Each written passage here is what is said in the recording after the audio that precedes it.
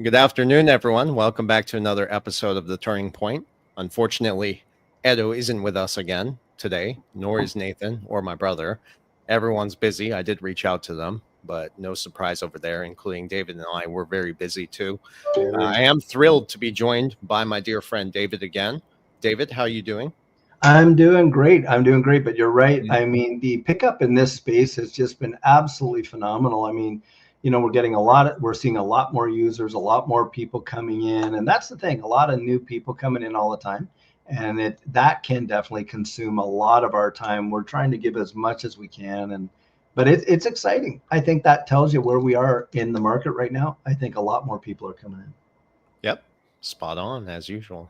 All right, ladies and gentlemen. Well, we do have a lot to cover today. So we're going to start with some very basic economic data, and then we'll focus, of course, on what you see here on the title, XRP being a solution for liquidity and stablecoins and so forth. But the real economic data is very important because we have to realize the facts behind everything that's playing out in real time. So these are hard facts. This is not a narrative spin for mainstream headlines. Okay. First of all, if you look at the markets today, everything is down, and that is simply because liquidity has been being pulled out of the system ever since Bitcoin hit its all-time high of 124,000. And this is exactly why most markets are down right now. But there's a reason we have a three-tier strategy for short-term profit taking, and that is designed specifically to capitalize on these artificial pumps that we saw when Bitcoin did hit a 124,000 all-time high, and letting long-term strategies play out in real time, right? At the same time, you have to play offense and defense. This means diversifying into gold, silver, any physical cash outside the system. That is so critical to get through what we're living through right now. And these aren't just strategies, they're actually survival tools for all the economic cycles that we're trying to navigate. So I guess what we will do is start with the economic data as far as inflation. The tariffs indeed are kicking in right now, and interest rates are still very high. So, this means businesses can't even afford to borrow money anymore to sustain their operations or even pay their staff. And that's why we are indeed seeing the real data numbers that layoffs are still continuing. Inflation is getting worse. And it's, the technological aspect of all this, artificial intelligence and everything else we talk about, blockchain payment systems, that is continuing to thrive. But we're going to see some real changes here in the foreseeable future. And I think I'll leave it at that. David, would you like to respond or put some insight? Yeah, I think that one of the biggest factors that we as retail can actually look to is the disconnect between the market and the economy. What you just presented there is absolutely correct. The economy is being crushed right now. You're watching major organizations, really scale back their footprint. We're seeing that in retail for sure. Definitely in the service industry with a lot of restaurant chains we know that have just completely closed down. In the trucking industry, some major shipping, that is a telltale sign as well in the economy side, because of course, when the economy is really booming, well, we see a lot of consumption. Consumption obviously, affects that demand. You get a lot of the shipping coming over. Well, Merck, as a shipping container company, not too long ago, they just basically said, look, they're looking at a 40% global reduction in the utilization of their shipping containers. That right there says volumes. Now, what's interesting about it, like you just said there, we see this major inflationary uptick, but at the same time, such a liquidity crunch that a lot of these central banks around the world are being forced to actually create liquidity. And that is where you see a lot of the rate reductions. So when you see the European Central Bank, and I think they did 12 drops in a row, that is because, of course, the EU is really feeling the pinch big time in this liquidity crunch. And I do believe come the 17th of September, I think the Federal Reserve is going to do a rate cut, and I think they're compelled to. And I believe that should probably start out about 25 basis points. It would not surprise me to see at bare minimum that. If not, it could be a 50, 50 basis points. But I don't believe that that will be the only one. I think we'll see others that will happen. Now, when that takes place, of course, what are they doing? They're creating money for a lot of the banks that you were mentioning there that are feeling this massive liquidity crunch. And of course, that causes money to flow into the market, not necessarily the economy. People need to get this in their mind. If you want a real life example of this so that you can see that it's not all smoke and mirrors. When all this was going down, we saw probably one of the biggest secular bull markets that could ever take place, but it was in an environment where there was no manufacturing, there was no shipping, there were no service businesses. Remember, all the restaurants, movie theaters, all that closed down. Consumption was at all-time lows. We watched an initial crash, but what happened after that? Man, one of the biggest bull markets, and it was because of central banks. And so this is where I believe the money printing is going to go ape monkey. And you'll watch and see the liquidity coming back in, but the value of the dollar going way, way, way down. And so that's kind of how I take it. Yeah. I think overall, it's also important to remember that always the wealth is always being funneled to the top 1%. And these boom and bust cycles that you're describing, this is nothing new. We see this happening for centuries, actually. And we're living through one of them right now. One of the main reasons, again, markets are down, aside from institutional selling, because that's what they've been doing. They've been rotating the profits to buy physical assets, is the tariff narrative. And I don't want to argue about politics or tariffs. I know everyone has their view on this, but let's be honest. This nonetheless is still a hidden tax. It's an inflation dressed up as policy, which hits the consumer directly. And that is the reality of it. I saw this firsthand. I was actually at the grocery store, and I know the owner of my grocery store downtown Houston, Texas. And I normally buy around the same things. And I always keep track of the receipts. I posted it on Instagram what my bills are every now and then to see if they continuously go up. So the last time I posted on Instagram, it was $215 for the same things I bought. This time it was $275. And I went to the manager and I said, "Hey, how are you doing? What's going on? Why are the prices higher?" And he just pointed out straight to the tariffs. Like, it's no shock. And finally, it's important to acknowledge that America doesn't really produce a lot of materials, right? We import everything. So when tariffs hit, prices are naturally going to go up. And you combine that with the ongoing inflation, the debasement of our currency, and more people forced to sell or liquidate assets, which tie us in also to this market downturn, people getting shaken out, if you will, just to survive, really, to make ends meet. You're on I mute. agree with that. I think the whole shaking out thing is funny because, if you really knew what you were investing in and what you're holding, why are people getting shaken out? Well, of course, it's a fear-related response, fight or flight kind of deal. But another reason is that there are folks right now who absolutely have to have the cash because they've been laid off.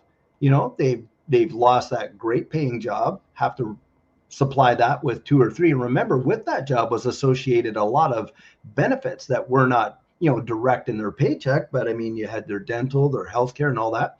So they're taking on jobs not for the paycheck. They're working minimum wage jobs so that to replace the benefits that they lost, or at least a portion thereof.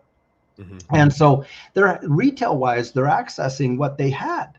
They're having to liquidate that. Now I saw a comment in there where someone had said wrong, consumption was at an all-time high. No, it was not. Most people during that whole thing, when this was going down, did not have the ability. Where was the consumption coming from? It was coming from major banks. It was not retail. Oh yeah, maybe, later on when you saw the big box place, everybody ordering stuff, but people were not lined up out stores buying stuff. And online, yes, that did have a big uptick, but it was not over the top retail that pushed the market like that. And it is not retail that is pushing this market.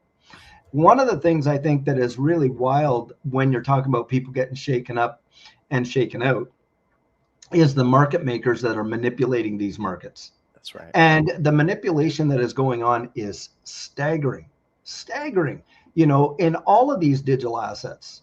Now, XRP seems to be a main target. A lot of people say, oh, well, XRP is only at 278. Well, in November, it was 50 cents. You're I don't kidding give me. a shit In anymore. less than 1 year's time, you're seeing 500% or 400%, and people are crying over that. They don't know what they're getting into, number one, or they don't know the application that it is, the infrastructure that is relying on it. And so therefore, they have no conviction. And with no roots, no conviction, the wind can literally blow them away. The wrong sentiment. I mean, you got sentiment, fundamentals, technicals, and most people, it is the sentiment that drives them. And it is truly amazing to see. And you talk about, like I've heard you, Versan, many times talk about the psychology of this market. It never ceases to amaze me how few people will really educate themselves to understand the psychology of the market and why it works the way that it does. But you're right on the money. You are right over the target. That is what's going on. Yeah, I have a hard time trying to articulate this to other people, what I see, right? With a background in engineering, I've always been the kind of person that was able to break things down, understand them, expose the flaws, and even put them back together and then see what might happen. When you factor that in with all the economic data and the bullshit and the narratives and everything, the path becomes very clear. And here's some of the reality of the situation to what you were saying. For some people who have eyes and can see what's really happening in the world, right? Most Americans, I would say, fall into this category. Maybe they do. I'm trying to be modest here. But people around the world are beginning to realize that they don't actually have as much control as they'd like to believe over their lives, and as much as they thought. Because the truth is, the economy, to your point, it's not driven by hard work anymore, or innovation, or even consumer spending, to what that gentleman said there in the comments, which I think is absolutely inaccurate. And still, it doesn't even factor in all the other things that drive consumer spending. It's largely determined by how much money central bankers are injecting into the system. So if central banks don't actually step in, and I've tweeted this before, if they don't push liquidity into the markets like a shot of adrenaline into the body, do you know what happens? The downturn continues and continues and continues and continues until you're wiped out. This could be prolonged, basically, this market downturn, if they do not step in, right? And that forces people like us, middle-class individuals, to sell assets, again, at rock bottom prices just to survive. I've seen this before. It's happened to my clients. It's happened to other YouTubers out there. And it's not a coincidence. This is exactly how wealth is transferred. That's how central banks and their top tier essentially confiscate wealth from us. They control the economy, and when the system begins to falter without any intervention, everyone else suffers, okay? So make no mistake, to your point and where we're going with this conversation, central banks are eventually going to act, like you said. They're going to have to inject liquidity, what some people, including myself, call fake funds, right, back into the economy to prop it up. And when this happens, what happens next? That's when the opportunities begin to appear once again. This is exactly why I've emphasized keeping dry powder outside, cash outside of the system, or just being liquid. Because when markets are down and fear is high, as we're seeing, but more people are catching on, that's the good side of this, I would say. But that's when you deploy your dry powder, and that's how real wealth is created. And not everyone else is panicking, right? That's how you strategically act while others are forced to sell. So for our listeners here, this is the opportunity. I agree with that. One of the things, if you really want to see evidence of that in the control mechanisms that are employed to kind of keep people away, well, you can only invest 10% of your annual gross income in the UK into crypto. In Canada, another Commonwealth country, you can only pay like $30,000 a year into altcoins. Now, I want you to think about something, because a lot of people think, well, 30,000 a year is a lot for everybody. That's true. Let's say we see a pump and you watch, your bag go to like $100,000, and you sell it thinking, well, I'm just going to take the profits here because I think it's going to retrace really hard and heavy. And it does. Well, then you go to buy back in, but you're only limited to $30,000 buying back in. Now you've just opted out. You can't get the same position that you had before because they've limited that. Why are governments doing that? And another thing, if you really want to think about how deep the Federal Reserve gets into when they inject cash into the system, a lot of folks don't know this, but this is a fact, and you can check it with your bank.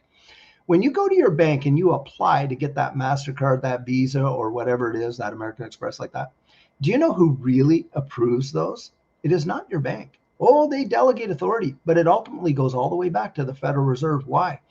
Because when you get a credit limit on your credit card, that is not like the money isn't there. You have that credit.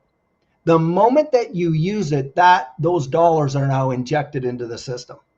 Well, the Federal Reserve is the bottom line for approving those. Did you know that?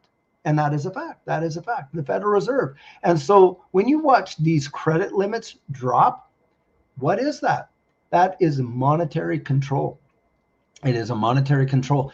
We are already controlled monetarily. So let's say, for instance, I was going to pull out my debit card, but I'll do it this way.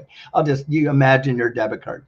You're controlled with how much you can go out there and spend. Now, they always say, hey, look, we're going to do this to protect you. In case you lost your debit card, we're limiting you to a $3,000 transaction limit at point of sale.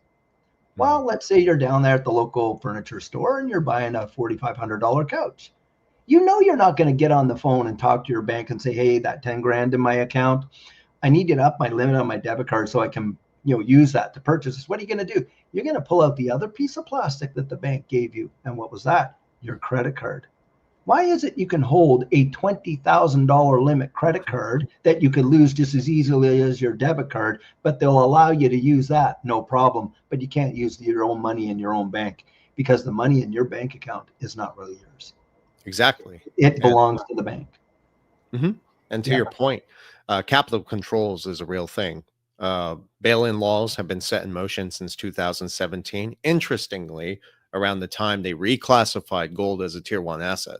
The timing is not a coincidence. It's like when you begin to really look deep into this, you start to see something very nefarious. And to all the comments out here, I hope people are paying attention and not so much focusing on a lot of people keep bringing the whole spirituality side of this. And yeah, that's important. It's ultimately the end game here, but it's important for us to realize also what they're doing here.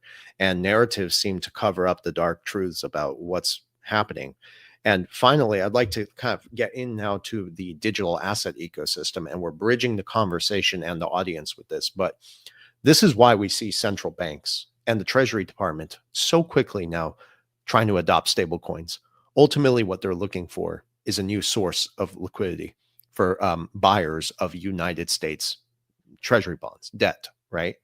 And you can see that even the urgency, it's not random. The timing is so strategic of how this is, playing out. And they're trying to bring in now digital assets as a new class of buyers for Treasury bonds. They can essentially basically kick the can down the road as long as they really need to, while propping up both the U.S. economy and the dollar itself, while continuing this asset confiscation of people. So I find that very unusual, but I've written papers about this, and it gets really interesting when you start to bridge the stablecoin into the whole XRP conversation. And we'll get into that here in a moment. But do you have any comments or insights you'd like to provide as far as the stablecoins being used as a new source of liquidity? Well, I think the obvious reason, and you're right, the timing could not be more perfect. The Genius Act gets passed, which has a lot of the stablecoin regulation, rules, terms, and all that kind of stuff. And, it's at a time when the petrodollar is dead. The U.S. reserve currency was really established with the petrodollar, where you had the OPEC countries more or less guaranteeing that they would not sell or transact that oil in anything other than U.S. dollars. Well, we know that that's been dead now for probably about the last 18 months minimum. Even our own allies are out there purchasing, oil-based products, utilizing whatever currency, they want to sell it in. So we know that's done. We know that a lot of people are opposed to central bank digital currencies issued by the central bank. And so the Trump administration has basically come out and said, listen, we're going to put in, executive order, no CBDCs for the United States. But, and I've pointed this out a number of times, Scott Bessent, Secretary of the Treasury, has emphasized emphatically that the US dollar will be supported by stablecoins. And to your point, of course, in the Genius Act, stablecoins are required to be backed by Treasury bonds. Now, interestingly enough, when that was coming through, Treasury notes were being tokenized on the XRP ledger. Isn't that something? And it just, and you think all this is coincidental? No, the US dollar, I mean, they may be able to kick the can down the road, maybe another 10 or 15 years, possibly, possibly.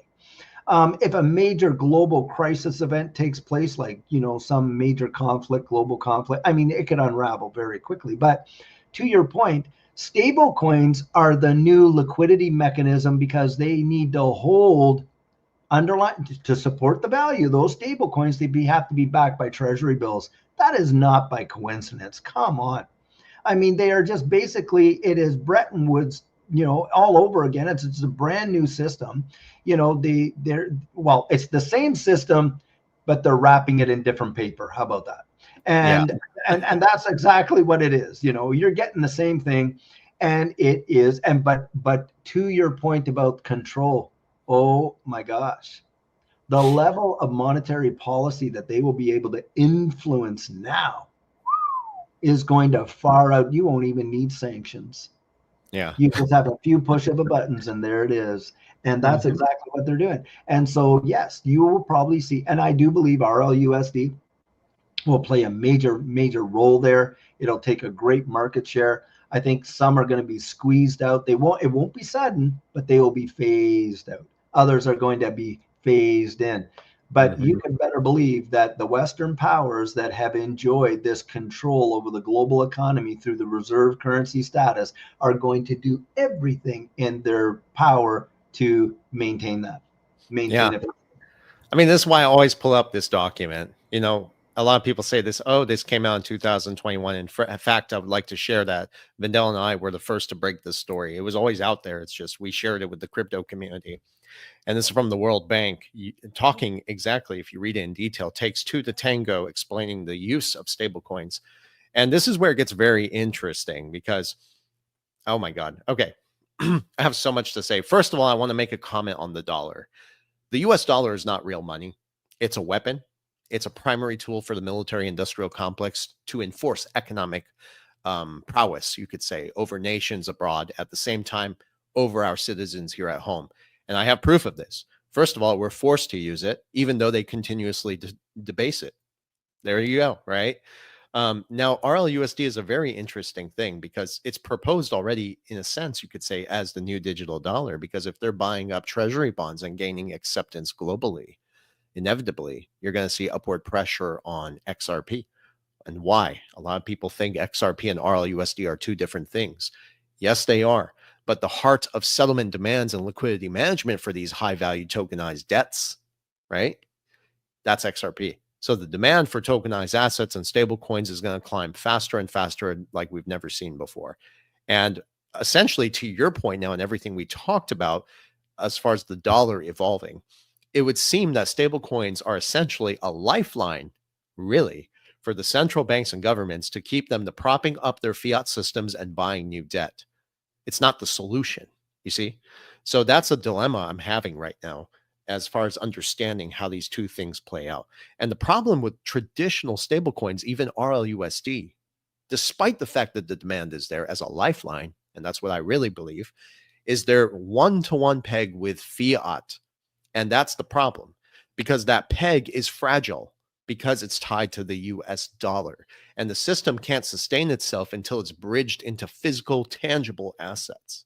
And that's why I keep reiterating, okay, that the big institutions that come in, like BlackRock, JP Morgan, the IMF, the United Nations, they have been building this damn framework for stablecoins backed by tangible gold and silver and other physical assets, even oil. So I think we're seeing, interestingly, strategic reserves being built. And that would explain also why we have see central banks and financial institutions buying gold at such high level record pace after reclassifying it. We have to try to cross-reference the research. That's my point. Saudi Arabia and even Russia now, they have a strategic reserve for silver. This is world news, right? And it's interesting. So if you follow the US very closely, and I know now this is speculation where it gets interesting, because following the United States very closely with the Trump administration, and of course, the realignment of the Bretton Woods, specifically stated by Treasury Secretary Scott Bessent, it would seem that the United States is aligning itself with the BRICS nations. And this is speculation because the EU, the European Union, seems to be the one that's stumbling and creating friction of the instability that we see happening in the world. And finally, I'll say that when you talk about the deep state and the cabal banking system, the heart of that is in Europe. So there's just a lot of information going out here. And as far as stable coins, final thing I say, I'm so sorry, man. I have a bad habit of hijacking these conversations. But it's important to note that global liquidity is only as good and strong as the collateral that backs it. And that would be exactly the reason why gold is being reintroduced and reintegrated back into the monetary system via stablecoins. And I do believe that in due time, you're going to start to realize, maybe not now, we're usually early on this, but that XRP indeed does act like digital collateral and digital gold. And I think in time, its role is going to be realized. I absolutely agree with that. I think that there's no doubt about it. When you think about this too, a lot of people are under this, guys, because I've, and you have too in our coaching and stuff like that. A lot of people think, well, I'm just going to, when I exit, I'm going to exit into stablecoins. Now, I understand the rationale. They think, see, they believe that stablecoins will be more secure than actual fiat currency. But the truth of the matter is, because the stablecoin is pegged to the fiat currency, if the fiat currency's value diminishes in terms of purchasing power, so does the stablecoin, because it is a one-to-one. But the issue for the liquidity aspect, which we're really talking about because we're talking about central banks, dumping liquidity into the market like crazy, is that they have to have a buyer for their debt. So every dollar that is created is a new dollar of debt. So let's be honest. Now, they themselves, right now, we know that not many people are showing up to buy these bonds. They're not showing up to buy the debt. So who's buying the debt? Well, we're buying the debt, right? It's QE, but they're not going to call it QE. It's the revolving door, kind of deal. And, but when the utilization of all the stable coins and that, where they are required to hold, get this, the dollar as the underlying asset, or the T-bills, the treasury bills, the debt is the underlying asset that is going to support the stable coins. I mean, you can literally see the handwriting on the proverbial wall. It is going to drive the prices of these assets to levels that most people can't truly even imagine, because there is only a limited supply. And of course, you have global central banks, buying up real world assets. Yes, the stablecoin, but the stablecoin is not like RLUSD is not in competition with XRP, because XRP you can tokenize real world assets on. You can't do that with RLUSD. RLUSD needs XRP, but XRP does not need RLUSD. That's true. And so, this is a major disconnect. I think a lot of people are not really grasping like the reason behind it. Now, David Schwartz has come out. He's really given a great, phenomenal explanations of this in the past, and how the XRP ledger is the rails, but what greases those rails, of course, is XRP. Anything operating on the XRP ledger needs XRP. So XRP in and of itself will still be, because remember, you're dealing with, yes, you are dealing with, real, like as Ripple, and I have the video to show this, to prove this. Ripple is talking about how you're dealing with different central bank digital currencies, or in this case, stable coins, right? These various ecosystems, monetary instruments, units of account, mediums of exchange, store of values, how XRP is still the bridge asset between all those. It's not just current fiat currency that XRP, XRP is the bridge asset between the whole mechanism. And this is where it's being missed. Now, you've provided some phenomenal documents in the past, and where you've been able to show and prove how XRP is the hub for a lot of this, the XRP ledger and the utilization of XRP. And we know that it is. I think one of the biggest benefits that we got out of the lawsuit as a community is the disclosure of the 1,700 non-NDAs, the non-disclosure agreements with Ripple. See, I think that Ripple controls the escrow. I don't think they own all of it. I do Of not course. think they own all of it. And so this is something that a lot of people, will discount, of course, in the Bitcoin maxi community and all this kind of stuff. But we're still here. Now think about this just for a second. And I don't even think market cap really applies in this, but if you're going Doesn't to mean use shit. it doesn't mean, but watch my, but you got me It's there, true. Versan, you got me saying, but if you were to say a metric since they started tracking these markets, get this, XRP has never left the top 10, never, not once.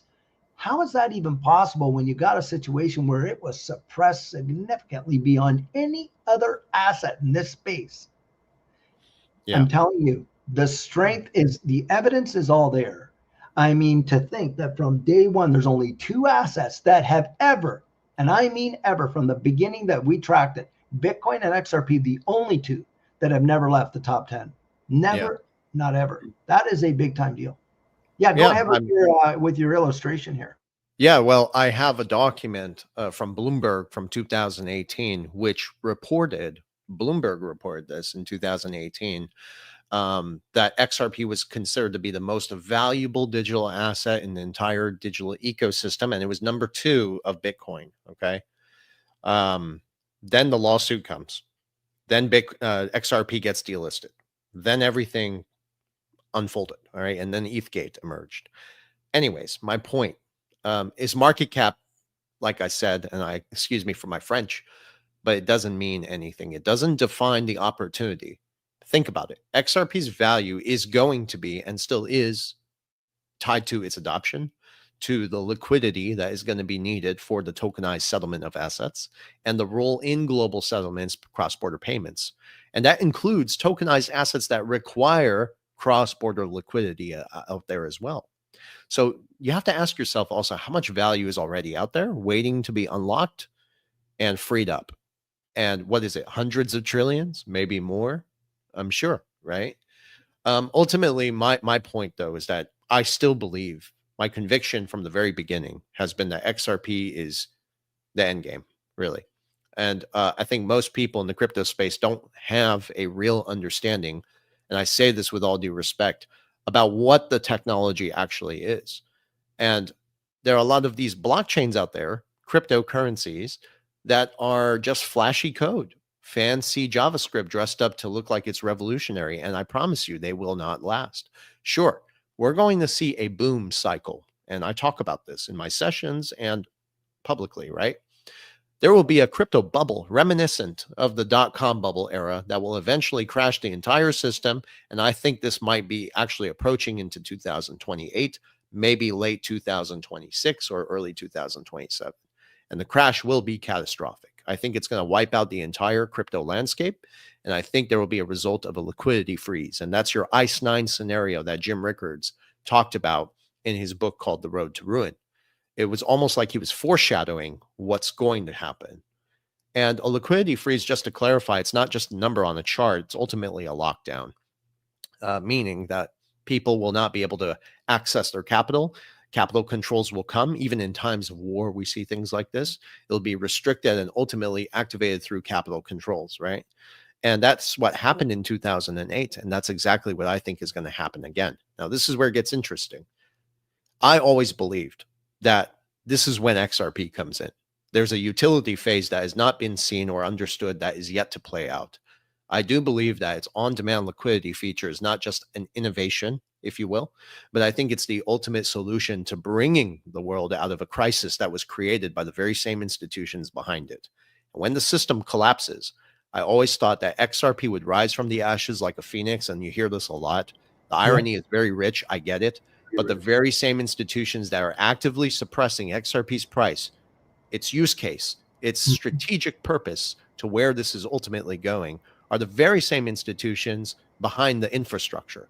They've built the deception around Bitcoin and Ethereum and the hype all around cryptocurrencies in general to keep the public blind from the real solutions at play. And finally, it's liquidity. All right. XRP is literally the grease for the new financial system and the settlement engine for a tokenized economy. Anyone who actually studies this and understands it and puts videos out like this Yeah. They understand the trajectory very clearly. All right. Mm-hmm. And we can talk about ETFs and other things here and how that's going to be very positive for the crypto space. We can dive into that shortly here, but what are your thoughts on what I just Well, said? I definitely, this system that we see now we think, oh, okay, since 2009, when Bitcoin was coming out and all that, it goes back decades before that. I think one of the big reasons that our good friend Edo was actually deplatformed is the fact that he was starting to bring out some very, very strong evidence to show the linkages between what we see now as Ripple, the organization, and of course the influence behind it. That there is zero doubt about that. We know that we can see these linkages that go back, all the way into the early 80s. So this plan has been afoot for a good while. I do believe that it is not just, we are not seeing a knee-jerk reaction by central banks. We're seeing a long-term follow-through on a strategic planning, for what eventualities are coming. Now, interesting about that is, when you start thinking about, like, look, there was a protest done in Canada during when all this was going down, the whole, truck drivers across the country and all this kind of stuff. Yeah. What's interesting about that is if folks even contributed $50 as a donation, what ended up happening is they got shut out of the financial system. Their bank accounts got closed down. Their credit cards stopped. I mean, do you realize how much of that would it take, to really bring about voluntary compliance to a new system? It would not take much. But you see, I think that when we see the total implosion of what I do believe is eventually coming for this current system, that you're not going to have to like push people into this new economy, this new system that they have developed, and absolutely for a fact, they are going to beg for it. They are going to want it because they're going to be in such a state of desperation. They're going to desire it. Now, like any major bubble, like you were talking about early on about, the dot-com bubble and all that kind of stuff and everything that happened there, and of course the internet bubble and all that kind of stuff, there are going to definitely be winners and losers. Now, right now, I think we have I don't know, 20 or 30,000 different ecosystems. Most of them is just fluff, utter fluff. And that is going to be literally culled down to maybe, you'll have your primary players, that could be 5 to 8 of those. And then you'll have the secondary ones that do a lot of administrative functions, maybe 20 to 30, but it's not going to be, thousands upon thousands. I really don't think so. I think that it will probably play out that maybe there's about, a few dozen, 50 or more, something like that, about 50. But needless to say, it is the plan of what we're going into. It is done with intention. This is not just knee-jerk happenstance reactions. It is not. And I think the sooner people clue into that, the easier it is to see the roadmap. Now, once you see the roadmap, you kind of know where we're going. You can make some really conscientious decisions to put yourself in a position where you, number one, you can benefit from it. Number two, you can insulate yourself from it. Yeah. I think like one of the things that I know you do as a discipline, and that is, picking up real world assets. And I'm not, talking digital assets. I mean, I started a strategic reserve for my investments in platinum, and I've shared this with people. I got an inside scoop, but it makes sense. I did my research on it, and the sectors seem to be driving the platinum price. So something is going to spike in platinum, and historically, it's actually topped gold before. So it's very possible that platinum, with a limited supply and a high demand, and that's what basic economics is, right? Demand, supply, scarcity. It could have a real spike. So I've started buying. I have 6 ounces so far of platinum, and I'm going to increase it gradually, little by little. But it's good to diversify a bit. But physical assets are so important to me, even with this whole digital infrastructure. I know a lot of people can't afford to diversify into physical assets. I understand that. And I'm not going to lie, it took me years to get where I am today. Sure. But, you know, it's because of understanding the right moves to make. Mhm.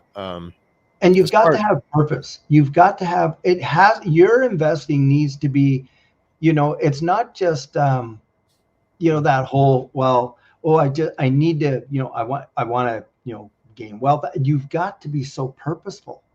You've got to have intention. You've got to have purpose. You've got to have direction. You are looking to reach a destination. The thing is this, the psychology of this market, and I mean all markets, but primarily this one, it will, they will play you in such a way. And I have watched seasoned individuals in this space get really wrecked and played. yeah, And they will do it in such a way that if you're not able to identify what's going on psychologically, or you don't have that resonant conviction, really, I mean, you have the belief, but it has to get deeper than that. You need roots. mm, If you yeah, don't have that, you're going to be easily plucked up. You know, I think of that whole the whole thing with the palm trees, you know, palm tree and the oak tree. Oak tree is strong and bold and all that, but when the wind comes, that oak tree is coming down. What happens with the palm tree? Well, it's flexible. It can move with the wind. It bends, it survives, snaps back. We got to be able to identify the winds. And there are great winds of change, and they are rapid in this space. They are rapid in this space. But if you don't have a solid conviction, and you've got into it because you're looking to just kind of make it quick, you yeah, don't you're have going the to staying fail. power, you are going, as you and I know, you are going to get eaten alive. We've been in this space, what, 5, 6 years? Yeah, We've seen it all. almost 7. Almost 7. We have seen so much. There are folks that have only been in it a year or two, or maybe even since December or January. Guys, please, please, I really do implore you to do yourself a favor and start to learn how to identify the psychology that's happening in this space, because most of what we're getting, most of what we hear is there to manipulate us one way or the other. I really do believe it. I agree with you. If you don't mind, I would like to tackle a comment that I saw a while ago from Cornstar. What a interesting name for a Oh, username. I know him. He or she has flooded my channel with stuff, but you Yeah, go ahead. you have a lot of people like this. And just to let you know, to our audience, I don't respond in detail as much as I used to comments, but whenever I see something stupid, I have to respond just to set the standard for our audience. Okay. And out of respect for you. Um, Someone said, Cornstar, stupid name, first of all. On demand liquidity doesn't require banks to hold XRP. They use it and release it. First of all, we've covered that in the past, but banks might choose to hold XRP rather than sell it. And I've explained this before, because it's not just trading an asset, it's a strategic liquidity tool. By holding XRP, banks, they can instantly settle across cross-border payments. They can instantly reduce counterparty risk to the dollar and fluctuating currencies.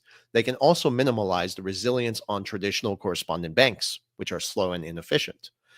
So selling it would defeat the purpose of having ready-to-use digital liquidity, if you will.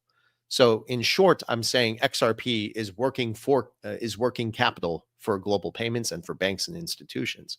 So it's most valuable when it's available to move instantly, not sitting idle on the side as cash. So banks are likely to hold XRP but not sell it. That's a very good point. Very, very good Of point. course it is. Because, you Yeah. know, Like, and the again, thing, that's what I'm talking about. They don't yep, understand. no, and the other major issue is, I know it sounds like a lot when you say, oh, there's 100 billion XRP. But Hmm. when you really think the fact that there's what, 5, 6 billion people on the face of the planet, and then the major money, I mean, you're not, most folks discount the global money supply. How many times have we had to bring this thing up? When you're talking about global money supply, the M1, M2 money supply, it is staggering, staggering. You're talking about the tokenization of all of that.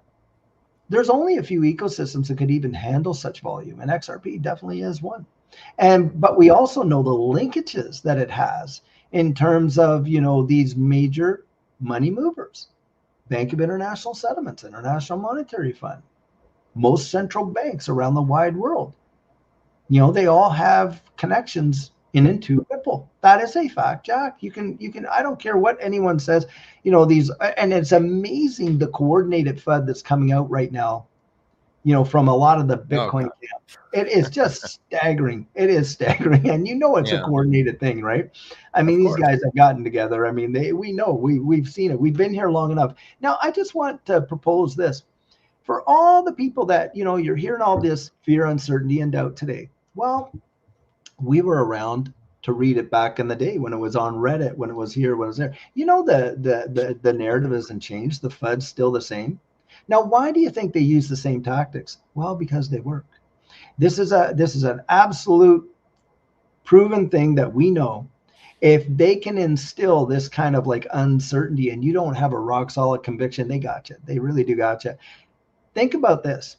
It costs $1,700 in 2020 to 2021, in that period there, for a time there, 17 cents, you could buy 10,000 XRP. To get the same amount is going to cost you 30,000, roughly about $30,000 to get that now. When we get down the road a little bit and, a couple of years down the line and XRP is 30, 40, 50, 100, maybe whatever, look at $100 to get 10,000 XRP is going to cost someone $100,000. Now, how many folks do you know will be able to achieve that goal? Few. Not that many. There's a whole lot fewer people that can get the 10,000 XRP than could before. Yeah. A whole lot more, less people that could ever get to 100. Those days of the average person being able to get to 100,000 XRP are gone. Yeah. Just even on today's prices, $270-some thousand to get 100 XRP. Those days are over. That's also all the people that were dumping on us back then when we were talking about it, when it was at those affordable, where are they today? Mm-hmm. I know people that, were willing and listened and they accumulate. They are multi-millionaires today because they did not listen to the FUD. Where do you think we're going to be in a utility-driven economy where these assets are tokenizing real-world assets? Yes. That's all I got to say. No, I appreciate that, your sentiment and enthusiasm about this, because we've been reporting this for a very long time. I want to share a tweet that was deleted in 2024 from my X account. And I tweeted on May 20th, 2024. So I screenshotted it. XRP isn't tied to any one nation or government. It's the bridge between them. I said, as the world tokenizes debt, stablecoins, and currencies, XRP connects it all. So owning XRP means you're, holding access to the global money supply, if you think about it. And basically, you're partaking in the monetary reset, essentially a consolidation phase of assets. So again, market cap for an entire space that is yet to be really regulated. Let's be realistic, because I do believe that when the stablecoin bill is enforced and actually implemented, right now we hear talk about it. Sure, it got passed, but that doesn't mean shit. If it's actually enforced into the reality of the landscape, then do you know what happens?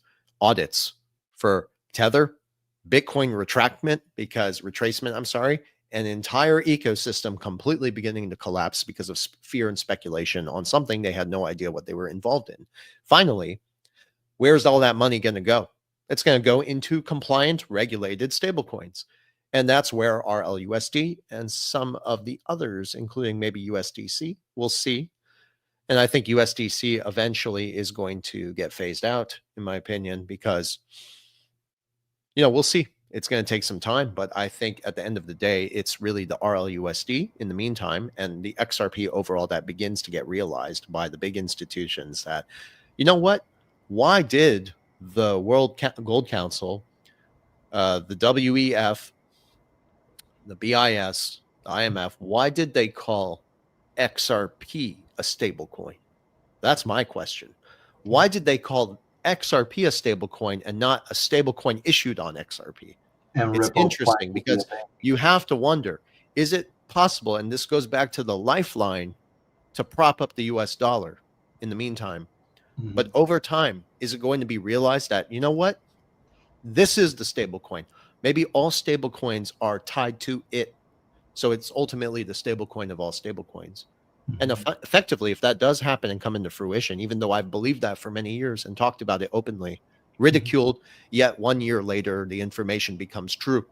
And then everyone starts to repeat it with repackaging it. What I think is going to happen, that in due time, it's going to be realized that in some way, form, or fashion, XRP is indeed the digital collateral that functions similar to physical gold. And that's exactly why I've been posting all these videos from the World Gold Council to kind of support my thesis. And I think that's the real agenda here behind the scenes, because it was the very same institutions that are saying, if we're going to have a new monetary system, we need collateral. And again, global liquidity is only as good as the collateral that backs it. That's why gold is being bought. I don't pay attention anymore to a lot of the noise and narratives around the Fed and central banks and interest rates. I talk about it to help educate our listeners and bridge them into the reality of how this is playing out.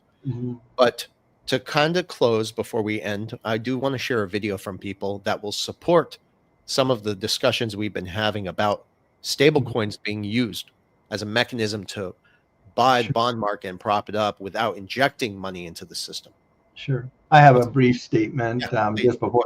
No, you're fine. I would say this, utility is going to be the ultimate driver. When utility kicks in, you're going to watch a lot of these things when there is a big collapse in this whole propped up system that's going on. I do believe that Bitcoin is probably going to be, because store of value is not a utility. You can store your value in so many other things, gold, like you just mentioned there, silver, of course. Bitcoin has a store of value. It has no utility, no real utility. And I think we're going to, you will watch when real utility takes place and you see real world assets. I mean, you may even see Bitcoin being tokenized on the XRP ledger to a degree. I mean, you will have that in a little bit, but I think that utility is going to be absolutely monstrous. And we have not yet seen that. And in an environment where people are looking at these assets for their utilization for adoption and application, you're not going to see, like, why would I store my value in something that has no utility with no ability to truly appreciate with that? I would not. And so that's a comment that I wanted to make. So right now, yes, Bitcoin is the king of the castle, but I don't think it's going to stay up there. I just do not. I just can't. So yeah, go ahead with your video. Thank you so much. Well, I want to address real quick a comment. This is why I don't really look at the comments, but I do every now and then. Somebody just dismissed what we said by saying, nope, this is going to be a utility phase. First of all, we've explained in the past that it's very possible we could see a utility phase play out. But if you actually study the economic data, it would seem that that is not going to happen this time. This is a pump and crash system. And into 2028, I'm writing an article about this, which will cover this in detail. The macroeconomic cycles from the people I've spoken to and who have put me on the right path to do good research, okay? And put the damn truth out there, not the bullshit that many people are spreading about ETFs and liquidity coming in. That is part of the boom and bust cycle, okay? Utility will emerge after a crash, not before it, okay? And I mean a real crash, when there's a real need for utility. In the meantime, there is pump and dumps playing out. So I think the whole end the Fed narrative is bullshit, because the Fed was designed to collapse under the pressure of its own debt anyways from inception. So what does that tell you? It tells you that Ron Paul is just putting out a narrative of something that was inevitably going to play out if they understood how it worked. And of course they do. It's the masses who don't understand how these systems work. Okay. So whenever a narrative is put out there, abolishing the IRS is going through reformation right now. It's not being abolished. Okay. It's evolving, if you will. In digital money, you don't actually need an IRS. You can have it extracted directly from your digital wallet with a digital ID that is embedded into the Treasury Department or something along those lines. Be realistic. That's all I'm saying, is like, there's so much bullshit out there and people seem to be buying it. Okay. It really frustrates me comment because there. It's true. Yeah. I saw a quick comment there and someone said, this time is different. Yeah, it's different. It's not, I've people are heard this not time is realizing the different difference.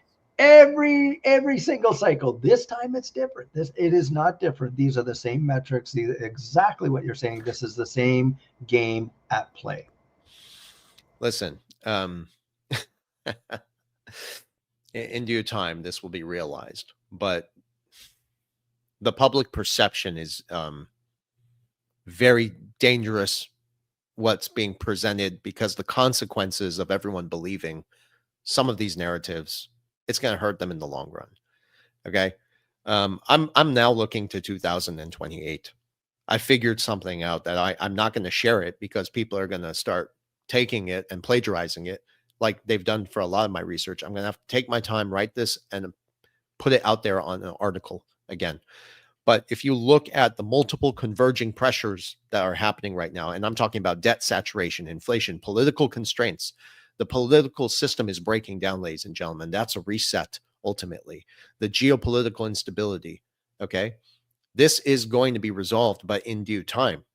That is going to lead to an ultimate liquidity freeze.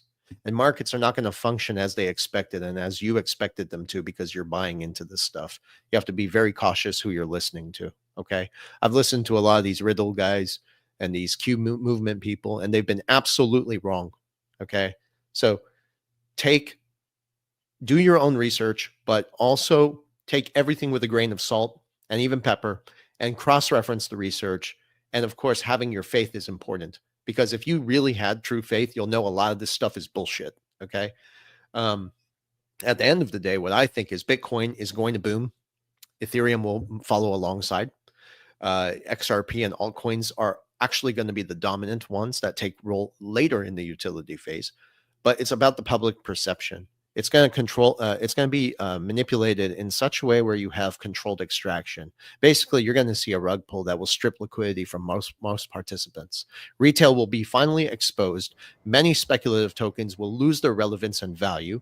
And I think over time, that's the utility phase, to your point, the gentleman that made that statement, that XRP and even XLM and certain digital assets targeting different niches in the global marketplace will emerge as solutions to the very same problems that they created.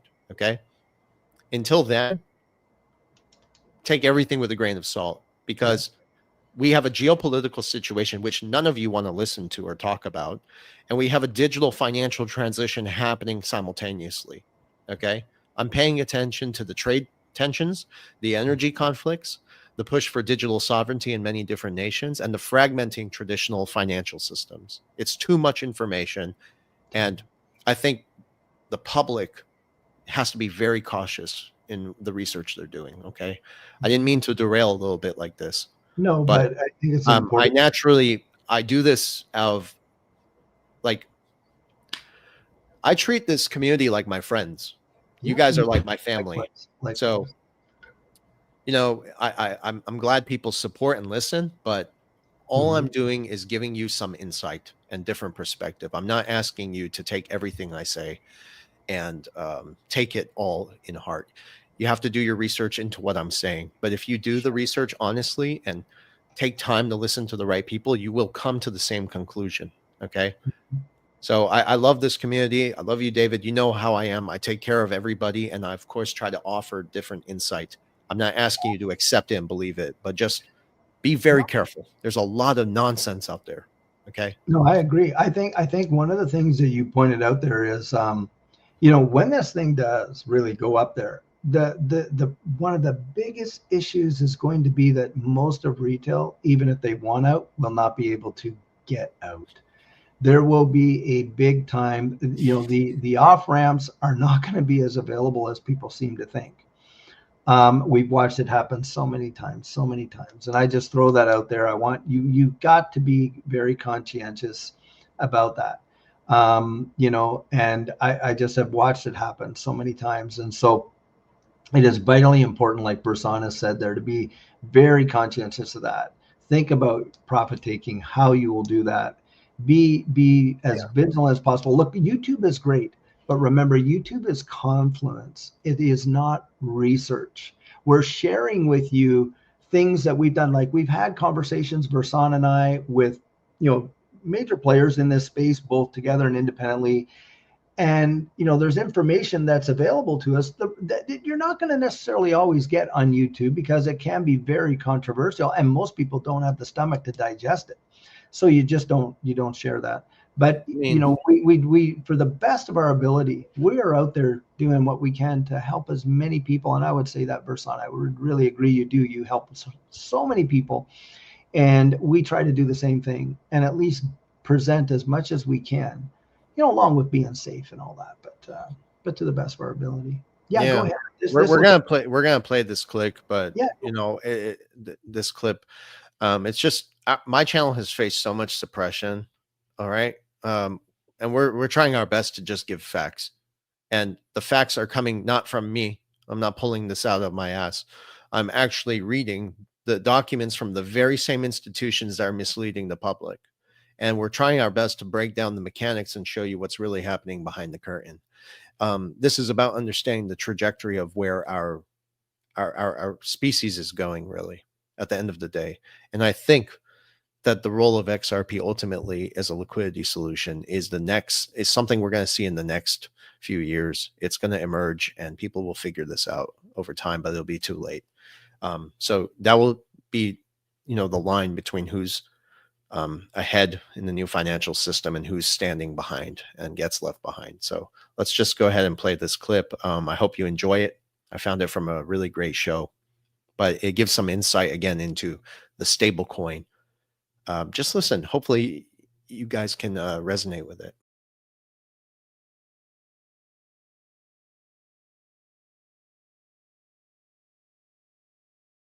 That's powerful.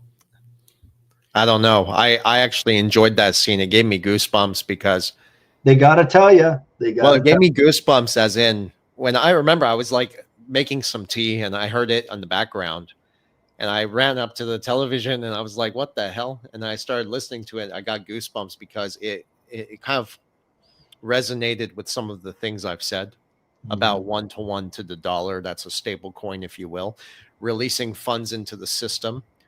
Oh, and I got some inside information from some deep research about SHX. I saw a comment in this.